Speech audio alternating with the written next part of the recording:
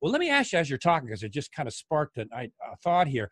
How about COVID-19 and its role with the globalists lately? And they seem to be seizing on that opportunity. It's like their dream come true in terms of control. What do you think about that? Well, yeah, this is jumping far forward. I know we're going to go back and fill in some of the pieces on it. But you bet. When I discovered, as I was doing research on this, because I'm skeptical of everything anymore. I don't believe anything anybody says. Yeah. Sometimes I wake up in the morning and think I better check what I believe because I'm not sure about me. Yeah. But, yeah. yeah. I did a little. I'm the perfect intelligence guy, right? I don't believe nothing. Yeah, you don't even trust yourself. You got to double check yourself. Yeah. Excuse me. Oh gosh. Go ahead. I'm sorry. I did a little bit of research, and I found out that the original party that kind of blew the panic whistle on COVID-19 was a professor at Imperial College in London. Mm-hmm. His name is Neil Ferguson. He's a PhD, of course. Mm-hmm. And he was watching what was going on in China, and he built the first computer model. Mm-hmm. He's an epidemiologist. Mm-hmm. A lot of people think an epidemiologist is some kind of medical genius. They're not. They're mathematicians. Mm-hmm.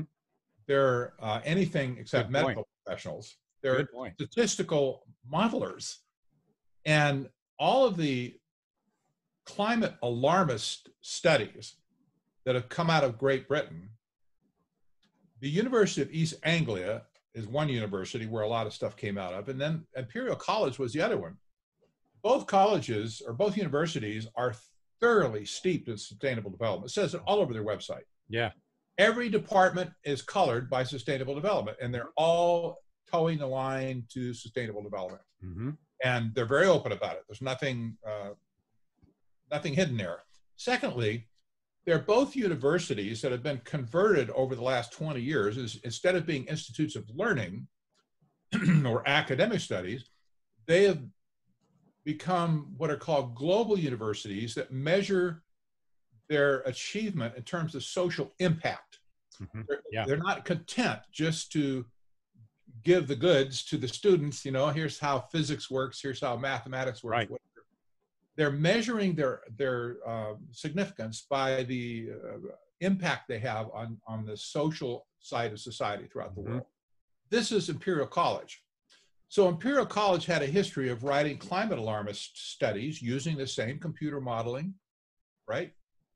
And all of a sudden, Neil Ferguson grabs a hold of the pandemic in China, throws it into a computer model, and then announces to the world, boom, 500,000 Brits are going to die, 1.2 million Americans are going to die. Boom, there it is. Just throw it out, and everybody just looked at that and panicked. Yeah. It's like, oh my gosh, I can't believe that. Secondly, because he had set himself up over the years, and in fact, he tried to do this several times before, failed. But over the years, he'd become a policy advisor to governments on how they should handle these types of things. His doctrine never changed. But at the same time that he threw out his phony baloney computer model, he threw out the answer, the policies that he said that, the quote unquote science says that you must do this in order to save yourselves. Otherwise, bodies in the street, it's going to be terrible. Mm-hmm. So he said, close all the schools, close all the universities, number one. Social distancing, number two. Shut down business, number three. Yep. And there's a few more things.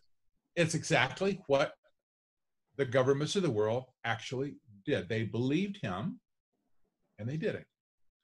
So here's a guy who's dealing with a medical situation, who basically has no medical training whatsoever. He's a statistician. Mm-hmm. He's a social activist. He's the same kind of guy or part of that group that has been promoting climate alarmism for decades. And everybody bows down to him all of a sudden. Everybody bows down to him as if he's the new, king of the hill. Yeah. Well, people all over America, the Brits completely flipped out over it, and the United States flipped out, and of course other countries did too. But in our country in particular, the mantra was picked up lock, stock, and barrel by the Anthony Fauci's of Washington, D.C. Right. Yeah.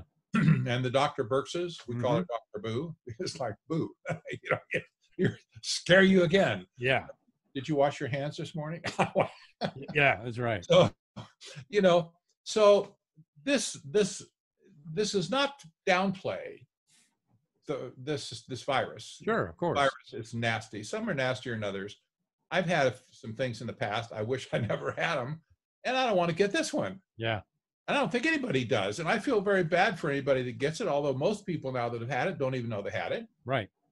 And the few people that do get it and they have other problems already weighing on them, they get into serious trouble, and a lot of them are dying. I feel bad for them. But as soon as the narrative was hijacked, it was hijacked by the very same people that are out to destroy capitalism and free enterprise. Yeah. This is the goal of the United Nations, and they have stated it plainly before, that they're going to change the existing economic model into sustainable development, which I document very carefully in my book, as being technocracy from the 1930s. Okay? Climate change was only the ramrod on the cannon, to pack everything in before the cannon was, shot off. Yeah. Climate change is bogus in that regard, that it's being used to stampede the world into sustainable development. There's never another economic system. There's never another solution offered by any of these people. It's always sustainable development. The biggest question is, I have to say this, the biggest question is, okay, how did sustainable development come into the picture? I'm calling it technocracy. If you read my latest book, especially, you understand why. But let me tell you how it got to where it got in the first place. In 1974, 1 year after the founding of the Trilateral Commission, the United Nations comes out with General Resolution 3201 called the establishment of the new international economic order. What less than actually 6 months after the commission was formed. Wow.